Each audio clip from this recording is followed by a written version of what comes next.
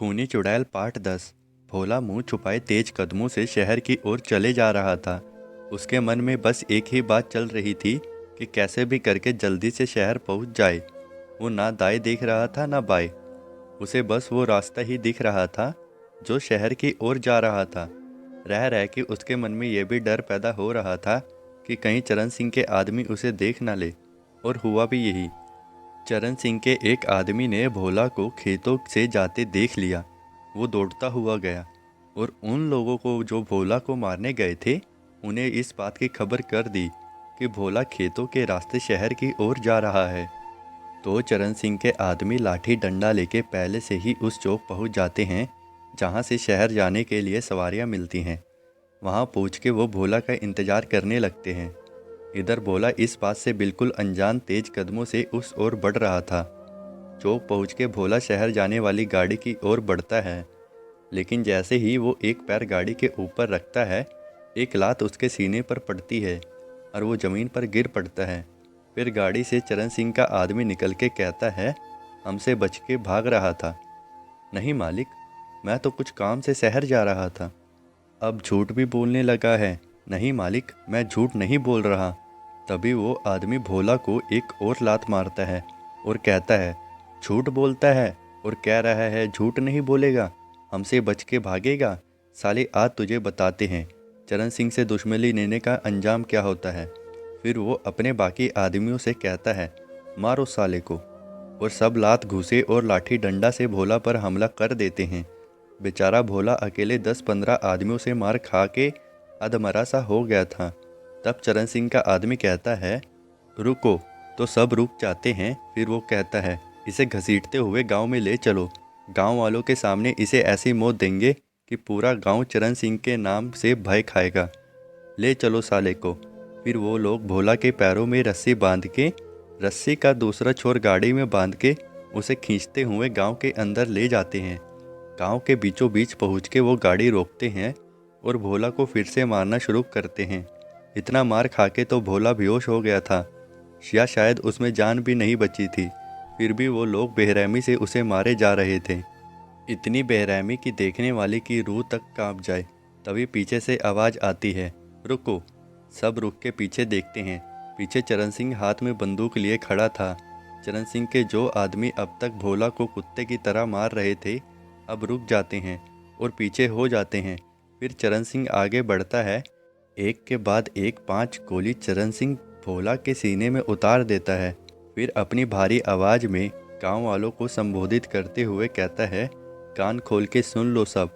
अगर किसी ने भी मुझसे आंख मिलाने की कोशिश की या मेरे खिलाफ बोलने की कोशिश की तो उसका भी यही अंजाम होगा जो आज इस 2 कौड़ी के आदमी का हुआ है। साला चरण सिंह से दुश्मनी लेने चला था। फिर चरण सिंह और उसके आदमी वहां से चले जाते हैं। उनके जाते ही रूपा और गांव के बाकी लोग भोला की लाश के पास आते हैं। रूपा अपने पति की छाती पर हाथ पीटते हुए रोने लगती है। उसे रोते देख बाकी लोगों का दिल भी छलनी हो जाता है और सब रोने लगते हैं।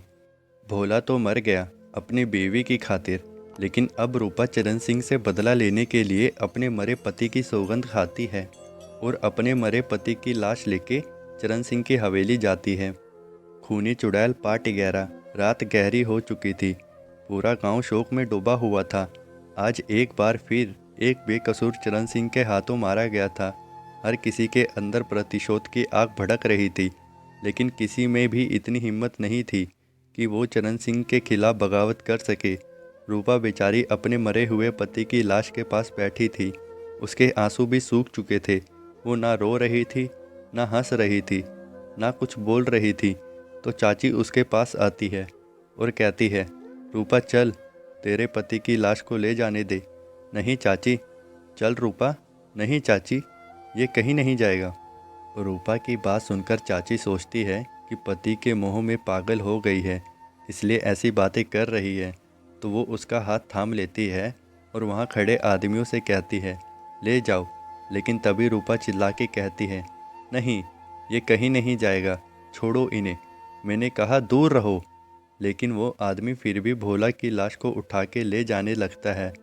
तो रूपा में ना जाने कहाँ से ताकत आ जाती है और वो खुद को चाची की कैद से छुड़ा के वहीं पास में रखा हंसिया उठा लेती है और उन लोगों को दिखाते हुए कहती है, छोड़ो मेरे पति को, नीचे रखो।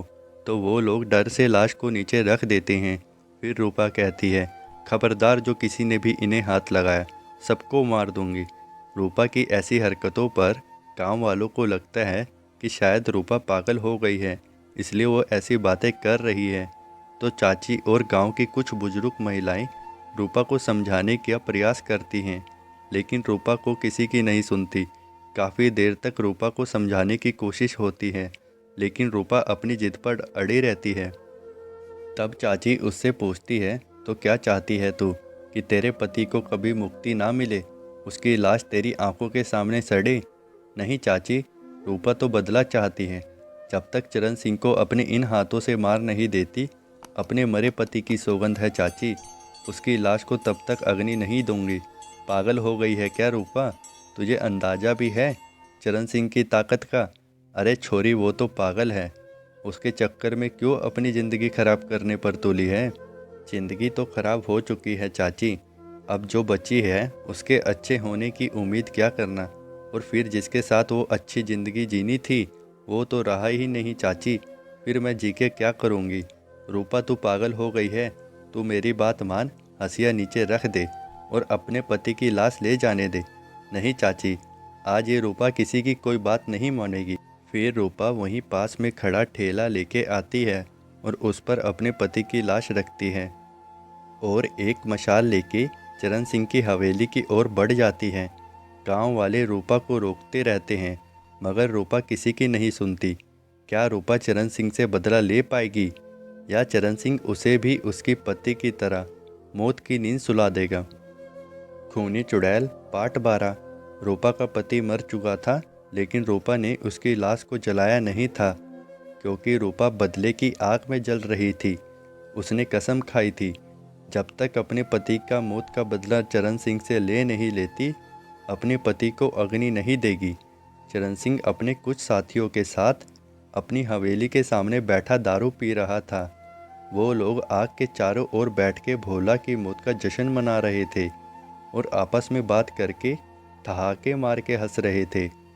इतने में रूपा अपने पति की लाश के साथ वहां पहुंच जाती है और हवेली के बड़े से लोहे के दरवाजे को तेज से ठोकर मारती है, जिससे वो जोर की आवाज़ करते हुए खुल जाता है।